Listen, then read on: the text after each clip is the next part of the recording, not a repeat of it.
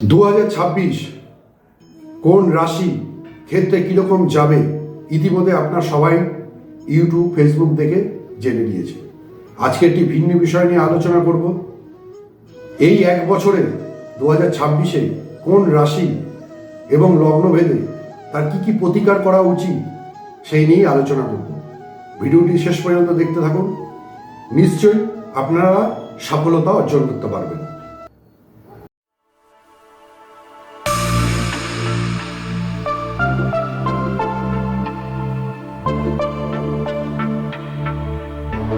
রাধে রাধে। আজকে আলোচনা করব রাশিভেদে এবং লগ্নভেদে কার কি প্রতিকার করা উচিত। সম্পূর্ণ আমার ব্যক্তিগত মত, এটা অন্য কারোর সাথে নাও মিলতে পারে। চলুন জেনে নিই কোন রাশির ক্ষেত্রে কি প্রতিকার করা উচিত। মেষ রাশি ও লগ্ন, এদের ক্ষেত্রে রবি ও বৃহস্পতির প্রতিকার করুন এবং শুক্রের জন্য আপনারা দান করবেন এবং কিছু মন্ত্র পাঠ করবেন। সাদা ও স্বচ্ছ কাপড় ব্যবহার করুন, সুগন্ধি পদার্থ, রূপোর অলংকার ব্যবহার করুন, ঘি, দই, কর্পূর ও মুক্ত দান করুন, এতে সুফল পাবেন। বিষলগ্ন, বিষরাশি, এর ক্ষেত্রে রবি, বুধ ও শনি প্রতিকার করুন।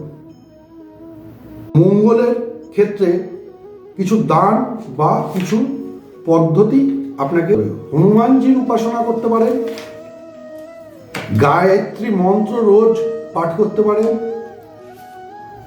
মুসুর ডাল, মিষ্টি দ্রব্য আপনি কাউকে দান করতে পারেন।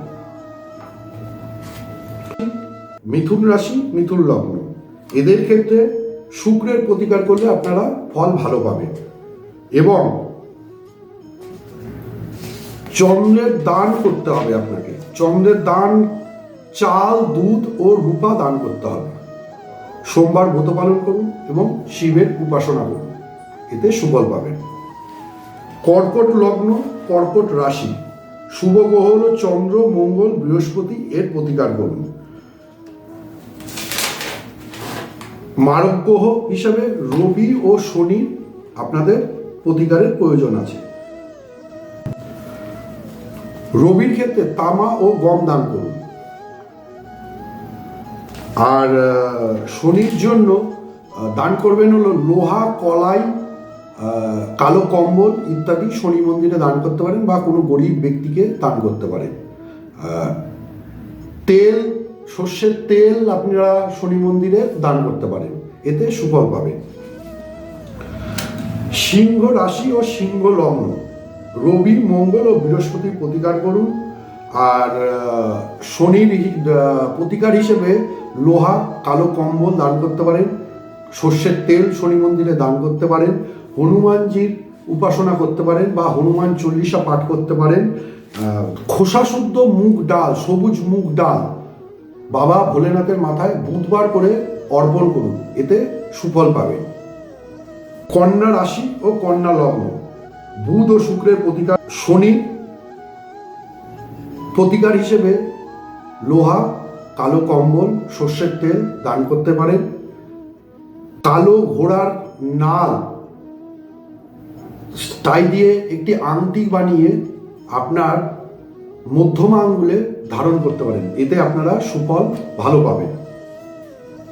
তুলা লগ্ন, তুলা রাশি, শনি ও বুধের প্রতিকার করুন, হনুমানজি পূজা অর্চনা করুন, হনুমান চল্লিশা পাঠ করুন, এতে সুফল ভালো পাবেন। বৃশ্চিক রাশি, বৃশ্চিক লগ্ন, চন্দ্র ও বৃহস্পতির প্রতিকার করুন এবং শনির প্রতিকার হিসেবে সর্ষের তেল দান করুন এবং শনিবার শনি মন্দিরে পূজা অর্চনা করবেন, এতে সুফল পাবেন। ধনু রাশি, ধনু লগ্ন, রবি ও মঙ্গলের প্রতিকার করুন, সেই শনিরই প্রতিকার আসছে এখানেও। শনির প্রতিকার হিসেবে সর্ষের তেল, লোহা, কালো কম্বল দান করতে পারেন। মকর রাশি, মকর লগ্ন, বুধ ও শুক্রের প্রতিকার করুন, সাদা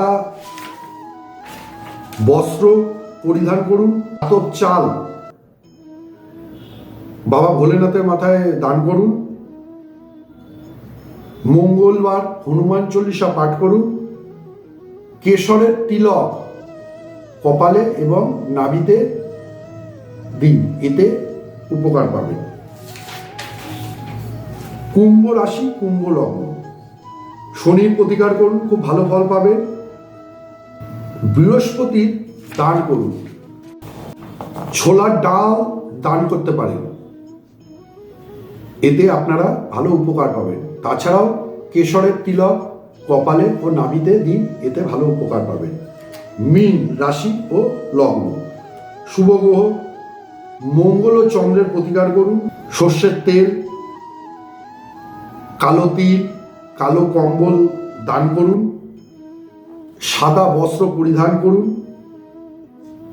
সবুজ মুগ ডাল বুধবার দিন বাবা ভোলেনাথের মাথায় অর্পণ করুন, এতে সুফল পাবেন। আশা করি এই প্রতিকারগুলোর মাধ্যমে আপনাদের সারা বছরই ভালো থাকবে।